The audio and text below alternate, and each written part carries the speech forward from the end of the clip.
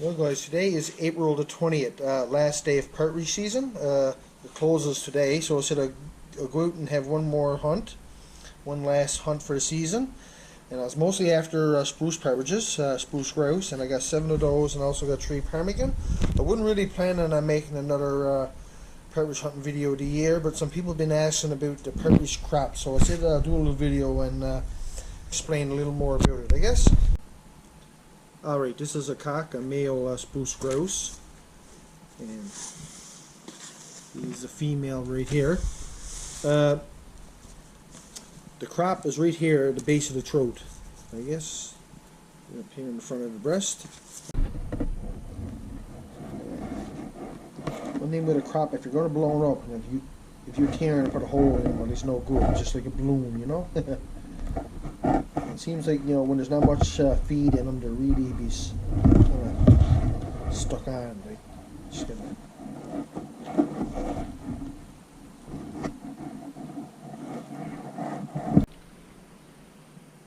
Now this right here is the crop, and you see there's one tube here now that goes on up to the mouth, and that's where when he eats, the food will come on down in this tube and go into the crop, and it gets stored there, and then from there it goes to this other tube, and this one here goes on to the gizzard, and it'll go to the gizzard to get digested.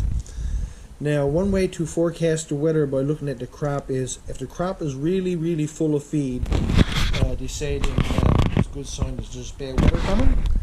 Just like yourself, you know, if you check the forecast and the weather's going to be bad for 2 or 3 days, you go to the store and put a little extra food in your refrigerator, and so you have lots of snacks, you know, the way to the store. And a partridge, when the bad weather's coming, he'll just eat more and fill his crop right up and go roost, and then it'll slowly digest it as the storm is on. And so that's one way you can forecast the weather by studying the crop, and they can be really full at times. So I'm just going to haul back the tube that goes out up towards the mouth. Just going to bust that off. Busting off in here there, so far as I get. Yeah, a couple of feathers on there. This is something one from Williams partridge, you know, there's not much feed in it.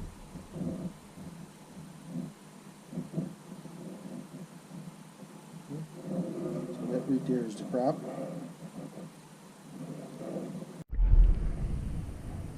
If you wanted to, you know, you can just tie an overhand knot in this one so no air can leak you through and blown up from this end. It's best to blow up from the end you broke this goes towards the mouth. It should be cleaner. And you just, and you know, you can blow these up quite large as well, you know. And if you want to, you can stick like a straw or something down the end and use it to blow through. But let's see here first. Yeah. Oh, see no good. I'm gonna blow it, put a hole in it, just like a hole in a balloon. The hole right there, so you can't blow it up, right? Unless you tied it over there somehow. Oh, that was off to a bad start. See a bit of feed here. Alright, got one out of ptarmigan here now. And the ptarmigan, you know, they eat different feed than the spruce grouse. The ptarmigan are eating like just the buds off the altars and that.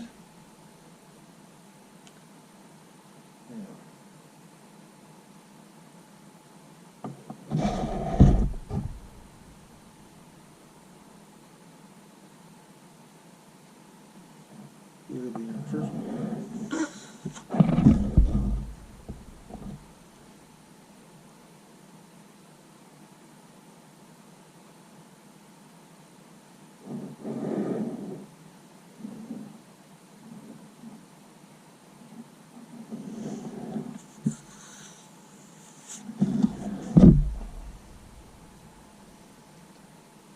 You can tie them different ways. I guess you can like put an overhand knot in this one, but I like to use the two of the tubes and tie them together, and that way it seems like the crop is a little rounder. Like going to overhand that like that. Now this tube is kind of short, the one that was going into the stomach, but like a square now, I guess. That's how you need it.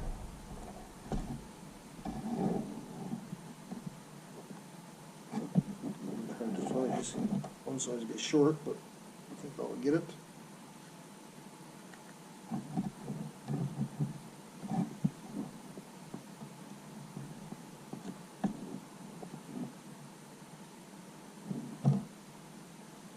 When that dries, they'll go really tweak there. You can see the feed in it.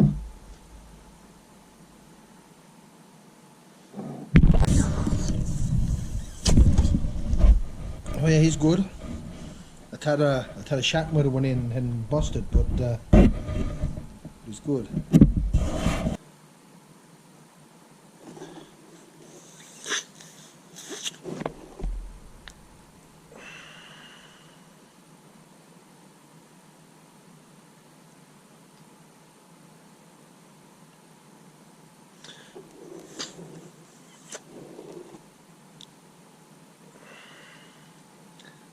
Now see, this one is from a spruce partridge, and I like the ones from a spruce partridge better so than the ptarmigan, is because of the feed. You know, it's a lot better smell, nice piney smell. Oh yeah. Alright, this one I got the two tubes really long, so I'm going to tie overhand that in this one, blow it up, and then tie overhand that in this one. Tying that in so the air can't escape. I think it's a bit sticky here, too much blood on there. First I get overhand that in this tube, and this is the one that goes towards the gizzard.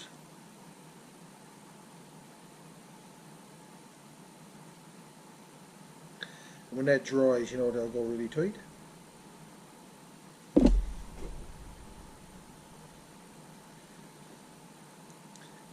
just grabs the sides of the tube, just open up a little bit so you can blow in through there. At least if you had a straw or something, it'd be good. Okay.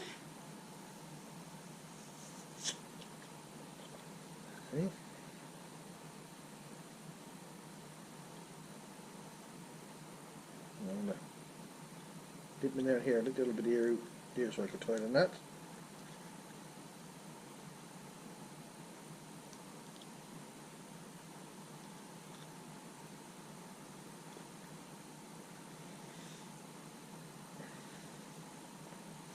Now another way to tell the forecast from these is when they're hung up and after they're dried, they will actually tighten or shrink a little bit because of the air pressure, because of the air inside, just like a weather glass would work. Yeah, so in good weather he'll be tight. When the low pressure comes, he'll contract a bit and get a little smaller. And you watching and notice the difference, you can tell like if it's a low pressure or high pressure coming, you know. These two right here is from ptarmigan, and these three over here is from spruce grouse, and that one right there is from the little fella's first partridge. And people use these for ornaments and decorations, and lots of times in houses you'll see them hung like along the top part of the window like that. You'll see them in cabins a lot. And people use them as ornaments on Advent trees and Christmas trees as well. And I think people even give them it as gifts, you know. So it's quite a popular tradition around this area, that's for sure. And let's see, I'm getting a little collection going here myself now. Yeah. So you know, some people have been asking for me to show and talk a little more about this, and so I hope you enjoyed it. Before I go, I was just going to mention in the intro. There was a few clips me and the wife and the kids were out for a little snowshoeing yesterday, and we were scouting around to find a little place, you know, so we could set up kind of like a little bushcraft camp. So a place to go for boil-ups and things like that. It's not too far from Goose Bay here, and so every once in a while we'll be able to go and, you know, do some bushcraft stuff and have a little boil-up or whatnot. So I guess there'll be more on that later. But I guess that's it for this one though, guys. I really appreciate y'all watching. Take care. All the best from the Bigland.